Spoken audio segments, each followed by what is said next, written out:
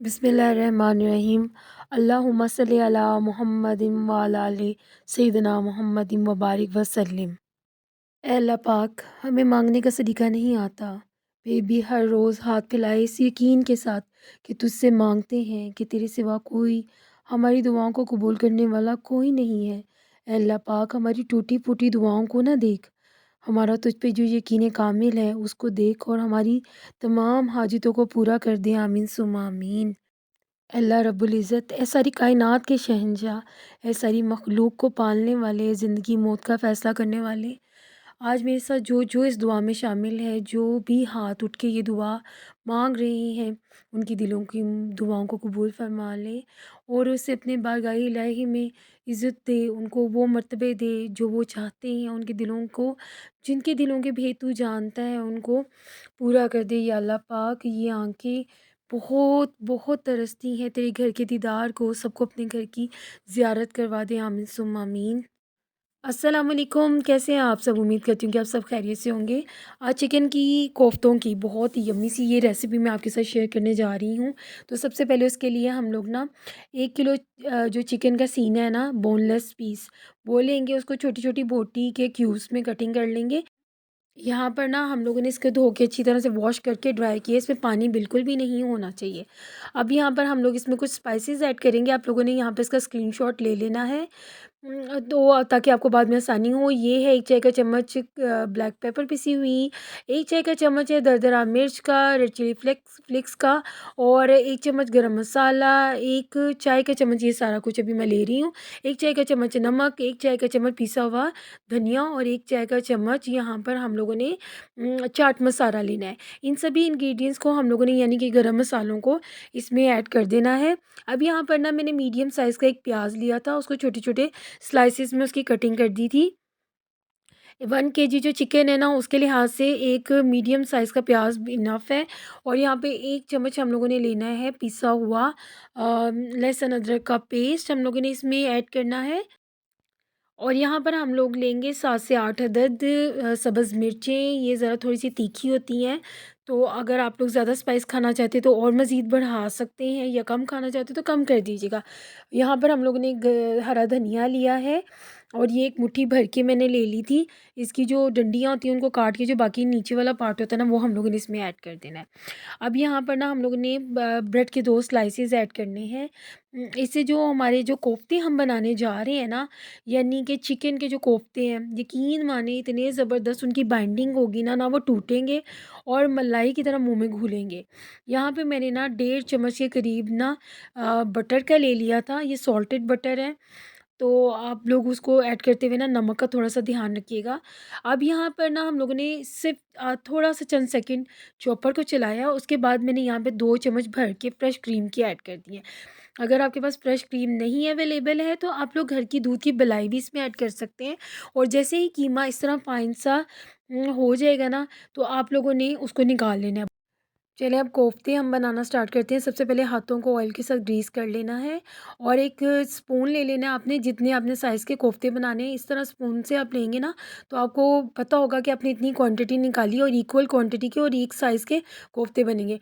पहले इसे हाथों में अच्छे तरीके से ना आपने थोड़ा-सा प्रेस करना है और फिर आप लोगों ने इसको राउंड शेप मसल ना, इसको सर्कल सर्कल करके पहले दबाना है पहले इसको, ताकि जितने भी इसमें जो अक्सर लोगों का इश्यू आता है कि जी हम लोग कोफ्ते बनाते हैं ना, तो उसमें क्रैक्स आ जाते हैं।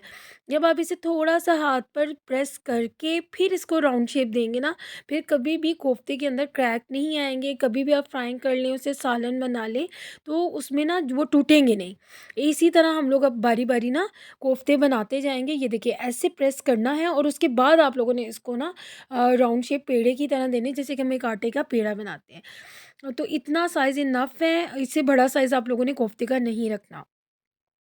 जी माशाल्लाह, यहाँ पे काफ़ी ज़्यादा कोफ्ते बना के तो मैंने रख दिए। आप चाहें तो इनको फ्रीज़ भी कर सकते हैं और इनको जब मर्ज़ी यूज़ कीजिएगा, ये कभी भी इसमें क्रैक नहीं आएगा।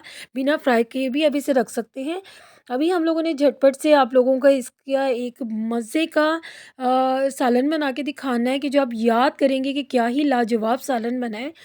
और चिकन के अगर आपके पास आपको चिकन बनाने का दिल ही ना करे, तो आप ये वाले कोफ्ते का सालन ज़रूर एक दफ़ा मेरे कहने पे ट्राई कीजिएगा। आप यकीन मानिए कि आप मुझे दुआएँ देंगे कि इतना डिलीशियस के मुँह में मलाई की तरह ये घुल जाते हैं कोफ्ते, इतने यम्मी किस्म का ये व्हाइट ग्रेवी के साथ सालन बनता है। तो यहाँ पर सबसे पहले हम लोगों ने ना कोफ्तों की फ्राई करनी है। अब यहाँ पर हम लोगों ने ना आधे कप से कम थोड़ा-सा हमने ऑयल लिया है, क्योंकि हम इसे शैलो फ्राई करेंगे, बिल्कुल भी डीप फ्राई नहीं करेंगे, क्योंकि हमने इनको बस ना थोड़ा-सा गोल्डन करना है। और यहाँ पर ना हमने बारी-बारी सारे कोफ्ते ऐड करने हैं और इनको मैक्सिमम 4 से 5 मिनट लगते हैं गोल्डन होने में। तो आप लोगों ने बस इतनी देर के लिए इसको पकाना है, ओवर कुक नहीं करना कि जली-जली लुक आए। तो बस इतनी देर में हम लोग ना जल्दी से कोफ्ते फ्राई करते हैं। मेरी बहुत सी बहनें अपने घर में बिज़नेस करना चाहती हैं। मैंने पहले भी एक दफ़ा आप लोगों से कोफ्तों की रेसिपी शेयर की हुई है, लेकिन ये दूसरे स्टाइल के कोफ्ते हैं, मलाई कोफ्ता। तो मैं आपको बताती चलूँ कि अगर आप लोग यूँ ही कोफ्ते बनाकर और इनको फ्रीज़ करके या इनकी ग्रेवी का सालन बनाकर भी बिज़नेस करना चाहते हैं, तो ये बड़ा जिसे कहते हैं ना, इकोनॉमिकली भी आपके लिए बहुत रीज़नेबल है और आप इसे बहुत कम बजट में बनाकर तो इसको सेल करके भी अपने एक बिज़नेस घर से स्टार्ट कर सकते हैं। तो मुझे ये इसका ऑर्डर आता ही रहता है, तो मैंने आज घर में अपनी फैमिली के लिए इसे बनाया था कि सोचा आपसे भी इस रेसिपी को शेयर करूँ। यकीन मानें कि ये सबसे ज़्यादा सेल होने वाली मेरी रेसिपी है। ये मलाई कोफ्ता की रेसिपी, तो मैंने इसे सोचा कि आपके साथ भी आज शेयर करती हूँ। देखिए कितना प्यारा गोल्डन सा कलर आना शुरू हो गया, मैक्सिमम 2 से 3 मिनट एक साइड और 2 से 3 मिनट जो सारी साइड्स को लग जाते हैं। अगर आप लोगों से चम्मच से ये हैंडल नहीं हो रहे, तो आप इसे पैन से के हैंडल से भी ना आप लोग इसे हिला-हिला कर घुमा सकते हैं। कोफ्ते तो फ्राई हो चुके हैं, उन्हें एक साइड पे मैंने कर दिया है। अब यहाँ पर हम लोग इसकी ग्रेवी की तैयारी करते हैं। इसके लिए हम लोगों ने ना आधा कप ऑयल का लेना है। यहाँ पे मैंने 2 टेबलस्पून फ्रेश ऑयल का यूज़ किया और बाकी जो मैंने जिसमें कोफ्ते फ्राई किए थे ना, वही ऑयल इसमें ऐड कर देना है हम लोगों ने। तो क्यों हम लोग अपनी किसी भी चीज़ को वेस्ट करें। तो यहाँ पर ना अब सबसे पहले हम लोगों ने तकरीबन आधा कप तेल का यूज़ किया है। आप चाहे तो घी में भी इन्हें बना सकते हैं, लेकिन जो ऑयल होता है ना, उसमें बड़े बेहतरीन से ये बनते हैं। जी, अब यहाँ पे आप लोगों ने बहुत ध्यान से सभी स्टेप को फ़ॉलो करना है। यहाँ पे मैंने 2 मीडियम साइज़ के प्याज़ ले लिए हैं और उन्हें ब्रीफ स्लाइसेस में कटिंग कर ली है। अगर आपके पास बड़ा प्याज़ है तो आप एक भी ले सकते हैं। यहाँ पे 3 से 4 अदद आप लोगों ने ना सब्ज़ मिर्चें लेनी है।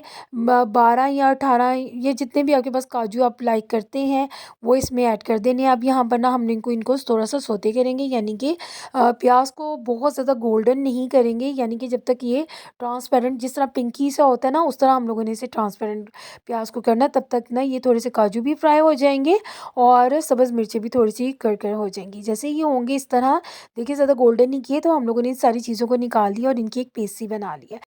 अब उसी ऑयल में मैंने यहाँ पे 2 दालचीनी के टुकड़े ऐड कर दिए हैं। इससे इतनी ज़बरदस्त सी फ्रेगनेंस सी आएगी, बड़े बड़े ही लाजवाब सी खुशबू रहेगी रेसिपी में। मस्त इसे ऐड कीजिएगा और कोई भी हम लोगों ने खड़ा मसाला इसमें ऐड नहीं किया।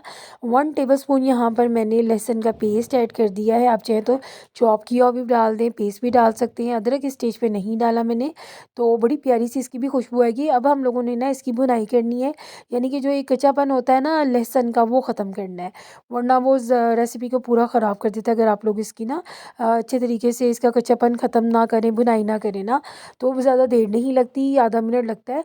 अब यहाँ पर ना हम लोगों ने जो पेस्ट बनाई थी ना, जितनी भी पहले प्याज और काजू और उसके अलावा सब्ज़ मिर्च की, उसको हम लोगों ने ब्लेंड कर लिया था। बिल्कुल 1 से 2 सिप पानी डाले थे और उसको मैंने ना पेस्ट फॉर्म में बना लिया था। अब इसे अच्छे तरीके से साफ़ कीजिएगा और इसमें ना थोड़ा सा जो कटोरी को लगा होगा ना, बाउल को मटीरियल, उसमें 1 घूंट पानी का भी डाल के आप इसमें ऐड कर सकते हैं, क्योंकि कोई भी चीज़ वेस्ट नहीं करनी चाहिए। अल्लाह पाक की दी हुई नेमतें हैं, इनका बहुत ख़्याल रखा करें। जब आप लोग इसको अपनी ज़िंदगी में शामिल कर लेंगे ना इन आदात को, तो आप देखिएगा कि आपके रिज़्क में खुद ब खुद अल्लाह पाक इज़ाफ़ा करता जाता है, जब आप लोग कोई चीज़ वेस्ट नहीं करते।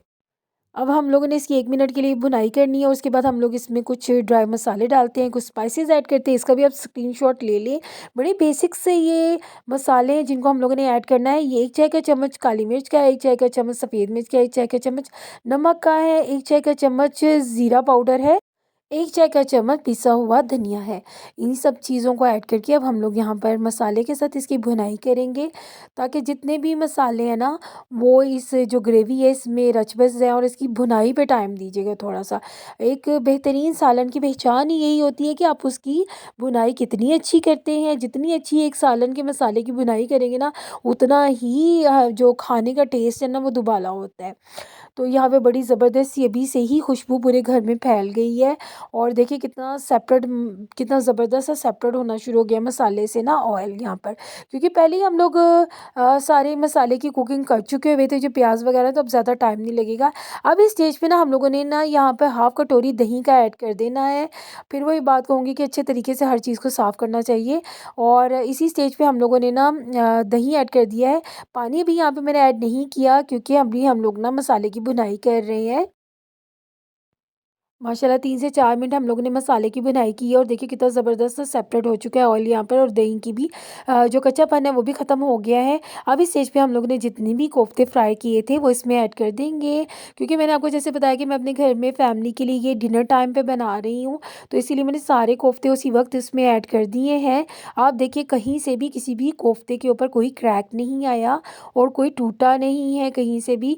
आप इसी तरह इसे बनाएँ। अगर आप लोगों को ये फ्राई नहीं करना, आप डायरेक्ट डालना चाहते हैं, तो आप पहले भी इसे डायरेक्ट डाल दे सकते हैं इसमें, उससे भी इसमें क्रैक नहीं आएँगे। अब आप कुछ लोगों का इश्यू होता है कि जी हम लोग जब कोफ्ते फ्राई कर लेते हैं, उसको जब हम लोग यहाँ पर ना ग्रेवी में ऐड करते हैं तब भी ये टूट जाते हैं। तो अभी मैं आपको इसका ग्रेवी में भी पका के दिखाऊँगी कि किसी भी कोफ्ते के ऊपर कोई भी क्रैक नहीं आएगा।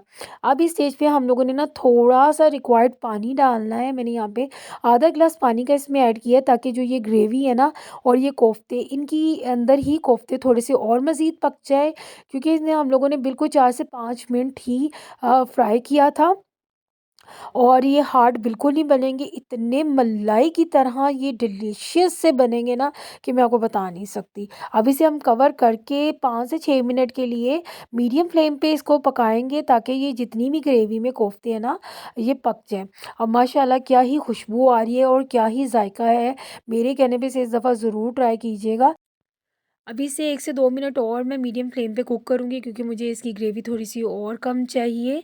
और जैसे ही ये ग्रेवी थोड़ी-सी कम होगी, यहाँ पर हम लोग ना यहाँ पर 1 कप तकरीबन क्रीम का है, फ्रेश क्रीम का, ये इसमें ऐड कर देंगे। अगर आप लोगों के पास घर में फ्रेश क्रीम नहीं है, तो आप जो दूध की मलाई होती है उसको अच्छे तरीके से फेंटिएगा, और फिर इसके अंदर ऐड कर दीजिएगा।